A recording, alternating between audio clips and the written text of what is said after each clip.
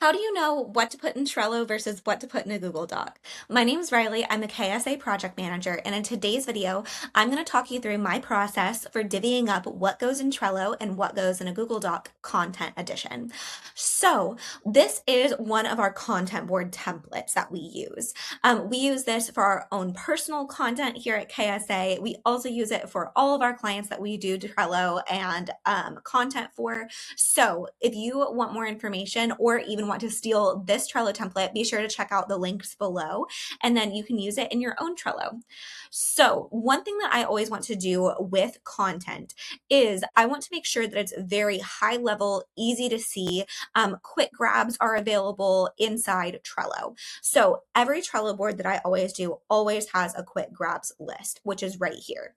This list will link to my main things that I'm constantly going to when it comes to whatever the board is about. So in this case, content planning. Here I have a link to our email cover photo. I have links to our images that we are constantly pulling for all of our emails, for our social media content, all of those things.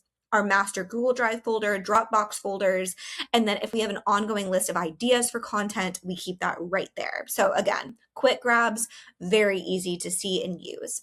Then I also will keep our yearly overview top of mind. So if you have been around KSA very long, you know we love a good quarterly plan.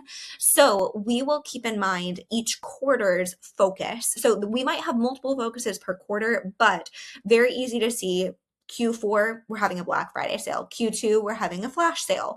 Q1, we might be creating a brand new product, and that's going to be top of mind for content creation, where we're going to be creating content around it. So that's just high level overview of that. Maybe when you are planning out your quarter, you are brain dumping into a Google Doc everything that you need. But after that, I like to high level take those things and organize them right here on the Trello board. Then I also have my weekly schedule here. So, for example, on Mondays when the podcast drops, I can very easily see, and everyone on our team can come here and see our weekly schedule here for everything.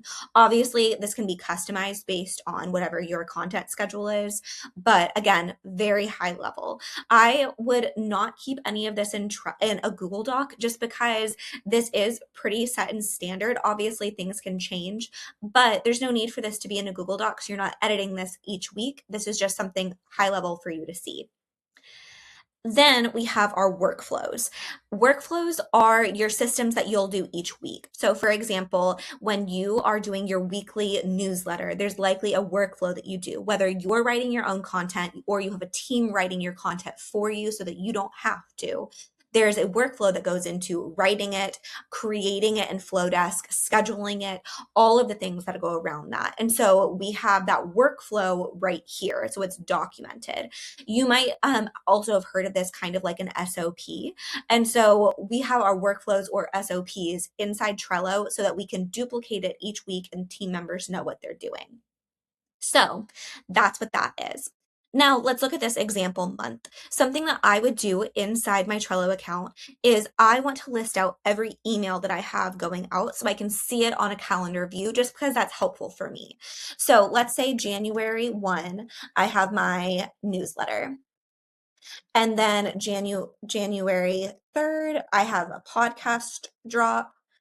And then let's say we have a sale going on later in January. So I want to put here that I'm having my New Year's sale. Now from here, what I'm going to do is I'm just going to assign dates to all of these things. So we're going to say I'm going to go to January 1 is when my newsletter goes out. January 3rd is when this podcast is dropping. And let's say I'm going to have my New Year's sale from the 4th through the 8th. So that's when that's going out. So again, it's very high level. I can high level see everything that's going on in January. Then from there, what I can do is I can actually switch this to my calendar view. And then I'm going to hop over to January. Let me actually go this way. So now I can see on here, January 1, newsletter. January 3rd, podcast. New Year sale is this week. This is, again, I'm not writing the email inside here. I'm not doing everything I need to do for those sales inside Trello. But again, it's very high level for me to see. That way, I'm not searching through Google Docs for any of my details. Details are kept inside here, high level details. That way, I can see all of the things. Now, let's say I actually am wanting to write these emails. I would keep the written content. I'm going to write it on Google Docs. One, so that I can look back on previous docs that see what I've written in January of last year.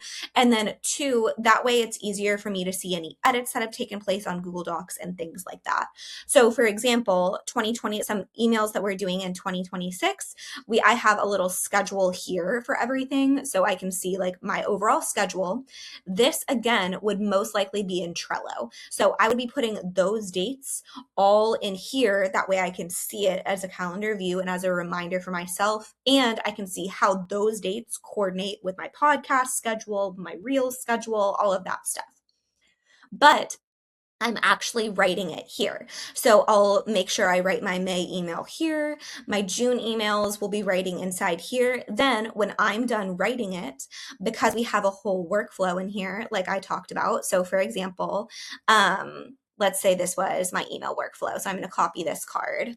I'm going to say January 2nd and create that card. So then it's right here. I'm going to assign the date as January 2nd. That's when the email goes out.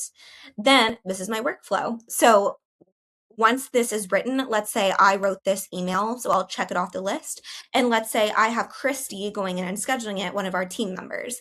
I will assign it to Christy to go in and design, test, and schedule. So that way it's all right here. So the workflow is inside here, but she knows to go back to the Google Doc to get everything. And I would just keep the Google Doc linked right inside here. You could also link it inside your quick grabs. So overall rule of thumb, keep things high level that multiple team members are looking at for workflows and details all inside Trello. The actual content itself, I tend to do inside Google Docs. That way everything stays organized and everybody knows where to find everything.